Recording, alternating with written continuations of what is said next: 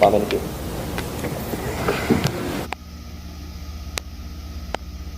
Terima kasih Pak Presiden. Saya akan update sedikit tentang ekonomi dan kondisi APBN kita Pak. Kalau bisa langsung halaman 6. Jadi sebetulnya kalau kita lihat dari sisi supply, ekonomi kita dalam keadaan yang amat baik.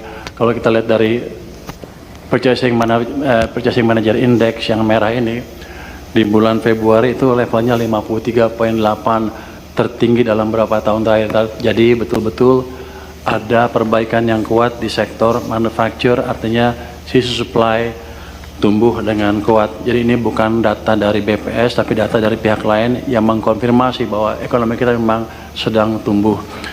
Bisa lihat ke halaman 8, itu data inflasi di bulan Februari kelihatannya tinggi 4,64. Kalau headline aja Pak, ini penting karena kalau policy maker akan mikir bahwa ekonominya kepanasan, dia akan cenderung rem ekonominya.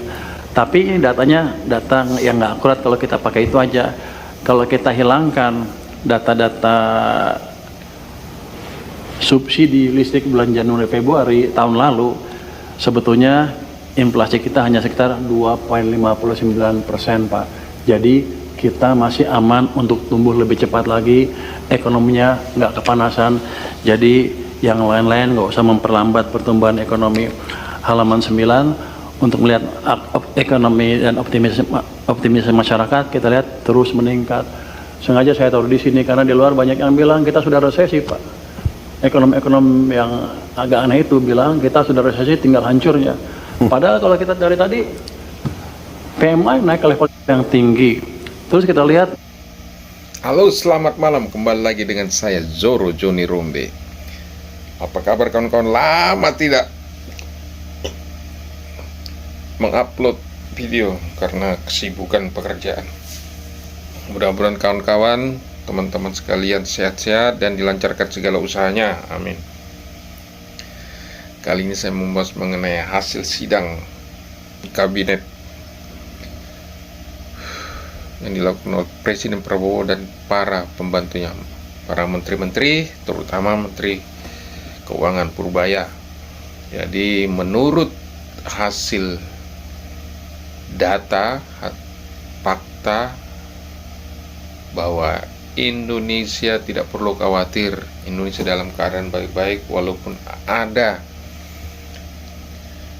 imbas dari perang Timur Tengah. Karena ini menurut data Menteri Keuangan bahwa Indonesia masih bisa bertahan, masih dalam keadaan baik-baik saja. Oleh karena itu Menteri Keuangan menyampaikan kepada Presiden Prabowo bahwa keadaan ekonomi Indonesia dalam keadaan stabil. Ya, kadang terjadi fluktuasi naik turun, itu hal yang biasa, tapi tetap dalam level yang normal. Adapun berita hoax itu disampaikan oleh analisis pengamat TikTok dan di YouTube. Jadi Menteri Keuangan memberikan masukan bahwa itu adalah analisis dari pengamat di TikTok dan di YouTube.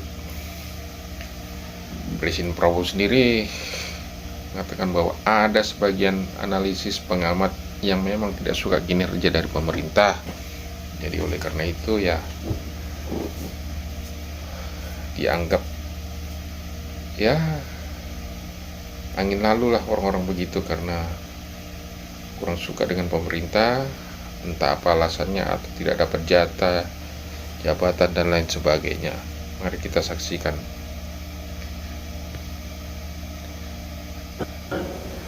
MSI Mandiri Index itu sekarang di 360,7, yang kiri atas tuh yang biru tebal, dan kita lihat trennya naik ke atas. Itu yang penting, kita sedang memang mengalami akselerasi. Sebelah kanan kalau kita lihat juga industri otomotif Penjualan mobil tumbuh 12,2% di bulan Februari, Pak. Ini bukan main-main. Kalau lihat tahun lalu kan negatif, Pak. Sekarang udah mulai positif dan sekarang makin kencang. Jadi kita jauh dari apa yang disebut ekonominya morat-marit, kata ekonomi-ekonomi di luar itu, Pak. Di TikTok banyak yang ngomong gitu. Di penjualan retail juga kita lihat yang biru, Pak, biru kiri bawah.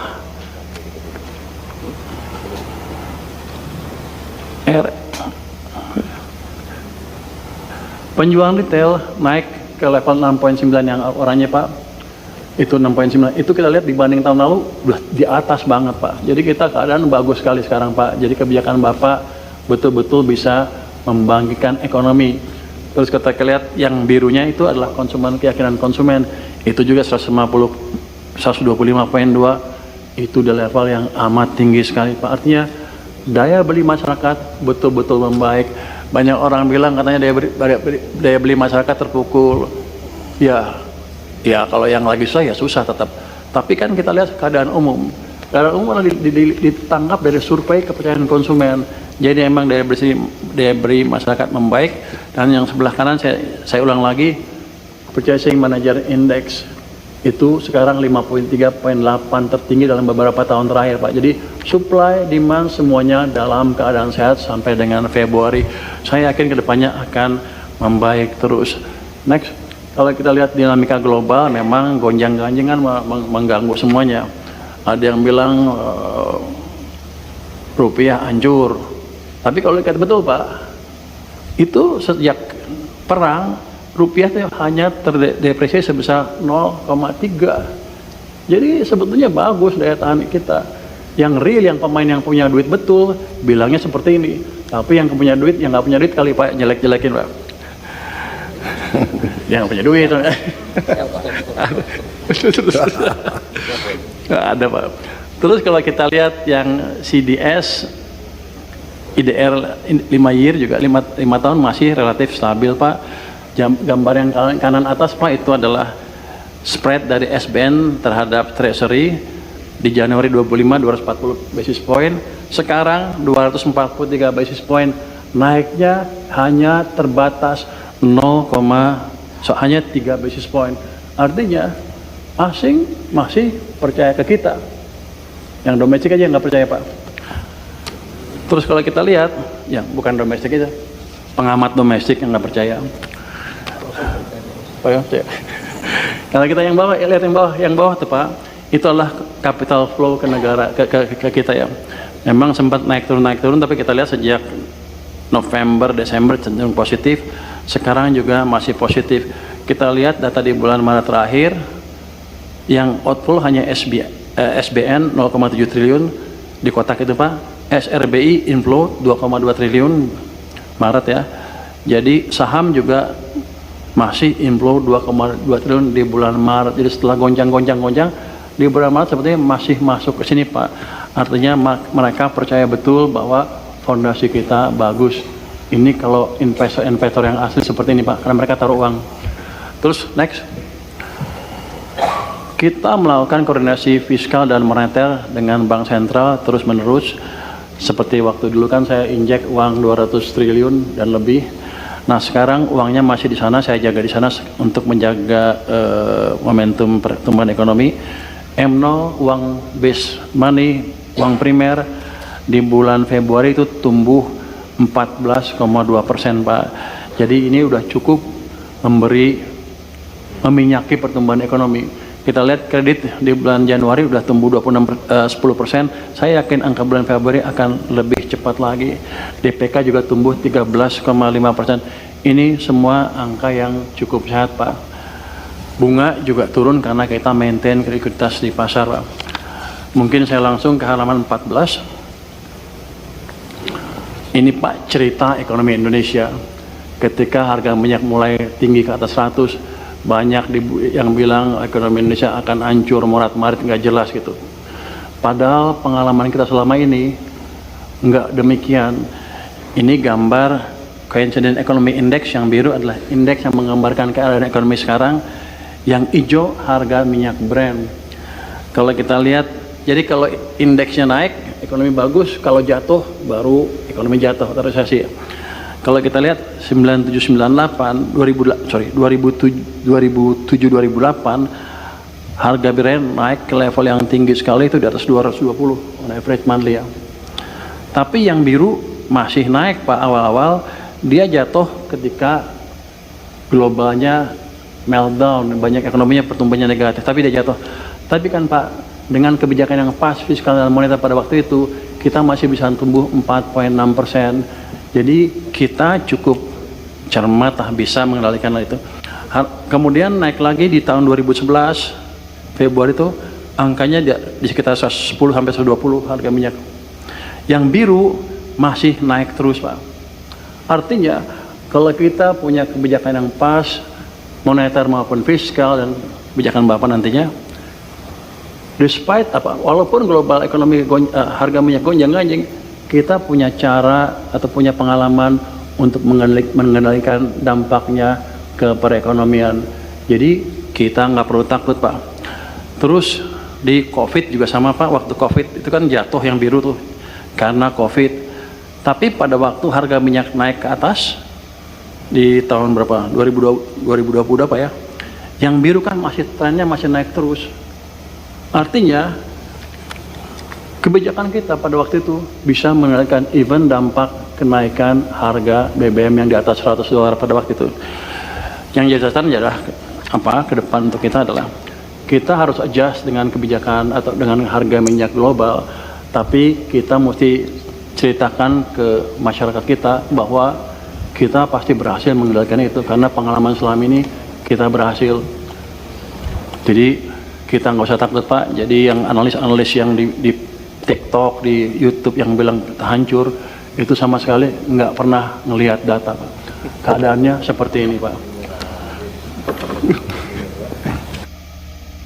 Ya itulah penjelasan yang gamblang oleh Menteri Keuangan bahwa kita tidak perlu takut Pak. Berita-berita hoax, berita-berita seliweran yang dibuat oleh analis-analis atau pengamat yang berseliweran di TikTok atau di YouTube, itu semuanya tanpa data, tanpa bukti yang dikatakan oleh Menteri Keuangan. Jadi Indonesia dalam keadaan baik-baik saja, tidak perlu khawatir.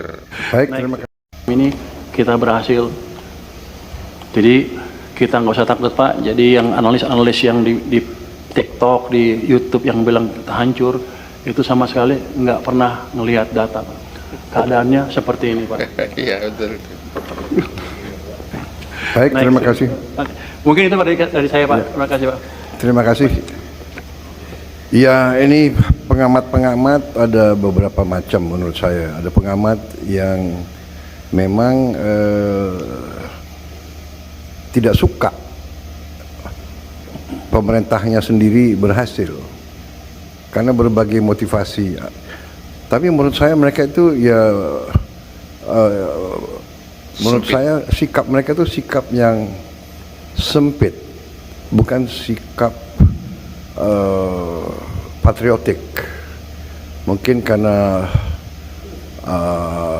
merasa kalah, tidak punya kekuasaan, kemudian atau ada pihak yang hilang rezeki, ya terutama maling-maling, koruptor-koruptor, ya kan, dia merasa rugi dong dengan pemerintah kita. Kita mau tertibkan kan, jadi dia ya saya juga punya data-data intelligence, ya kan. Kalau dulu kan saya di luar pemerintah, sekarang saya presidennya, jadi saya tiap hari saya dapat laporan intel, ya kan. Jadi saya ngerti lah, saya sudah tahu siapa yang biayai. Pada saatnya lah kita tertibkan itu semua. Tapi sekarang saya masih berusaha dengan cara-cara yang meyakinkan. Saya percaya dengan evidence based, dengan bukti rakyat kita akan mengerti. Jadi pengamat-pengamat menurut saya ada yang motivasinya ingin menimbulkan kecemasan rakyat. Saya juga tidak mengerti pemikirannya seperti apa. Karena kita satu negara ini kan satu kapal. Kalau kapalnya oleng, mereka juga oleng. Jadi ini, ya kan, harusnya Perbedaan pendapat, ya perbedaan pendapat, tidak ada masalah. Persaingan politik, bersaing politik.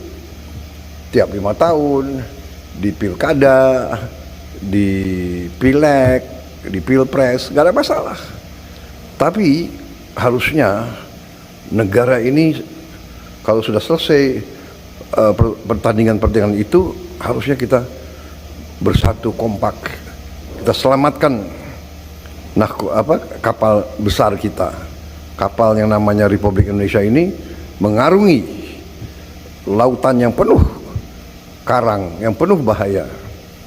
Tapi saya juga terima kasih ya para tadi pejabat, para menteri, ya kita menghadapi tantangan, kita siap skenario-skenario yang paling buruk, tapi kita punya kekuatan. Negara kita punya kekuatan yang besar, tinggal kita ngelolanya. Kita sebagaimana telah pernah kita atasi krisis-krisis yang besar, saya yakin kita akan tambah kuat. Menurut pendapat saya, ini sementara ya, kita selesaikan nanti laporan-laporan, tapi menurut saya krisis justru mempercepat rencana transformasi kita. Akhirnya kita dipaksa akselerasi. Kita sudah mengerti masalahnya. Dari dulu kita ingin swasembada pangan, swasembada energi. Kita sudah mengarah ke situ. Tapi sekarang akan mempercepat. Kita sudah tahu bahwa kita harus melakukan pengalihan energi kepada energi terbarukan, kepada energi yang kita miliki sendiri. Kita sudah paham itu. Ini mempercepat. Jadi ini memaksa kita untuk bekerja lebih keras. Jadi ini justru akselerasi strategi yang kita sudah punya. Tapi yang sangat luar biasa, ya, saya kira semuanya harus menyampaikan, kita bersyukur kita diberi karunia yang maha kuasa. Kita banyak negara tidak punya pilihan. Saya dengar hari ini banyak kendaraan di negara tertentu sudah nggak bergerak. Ya, kita masih bisa. Kita punya banyak alternatif. Ya. Kita punya kelapa sawit, bisa kita rubah menjadi solar, bisa menjadi etanol. Kita bisa dari tebu, kita bisa dari singkong, kita bisa dari jagung. Ini kita punya semua. Kita punya geotermal yang banyak.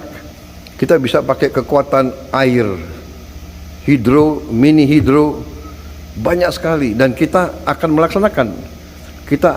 melaksanakan pembangunan yang sangat cepat terhadap tenaga surya. Yang kita rencananya kita akan melakukan 100 gigawatt yang kita targetkan harus selesai dalam 2 tahun yang akan datang ini. 100 gigawatt. 100 gigawatt itu adalah 1000 megawatt ya. 100.000 megawatt. 100.000 megawatt. Berarti kita butuh ya secara garis besar 100.000 hektar yang kita miliki, ya. Saya dapat laporan dari ATR, ya, Pak Nusron, ya, di Jawa Barat saja kita punya 67.000 hektar lahan, ya. Tentunya kita harus lihat nanti kegunaannya, ya. Di Jawa saja BUMN kita perhutani punya 800.000 hektar yang bisa kita gunakan. Jadi kita juga menemukan ladang gas yang besar di Andaman, ya kan, yang sudah diketemukan dan akan dikerjakan dalam waktu singkat oleh Mubadalah. Itu juga kita bisa bikin jaringan, kalau tidak salah sebentar lagi kita bisa buka jaringan gas dari utara Aceh terus ke selatan, ke Sumatera, kemudian ke Jawa. Kita juga sebentar lagi akan membuka ladang Masela, juga ladang gas yang sangat-sangat besar. Jadi kita juga ketemukan terus ladang-ladang di Papua dan di tempat lain. Ya, sekarang krisisnya adalah tadi, ya, 12 bulan ini kita lihat, tapi saya kira kekuatan kita cukup besar.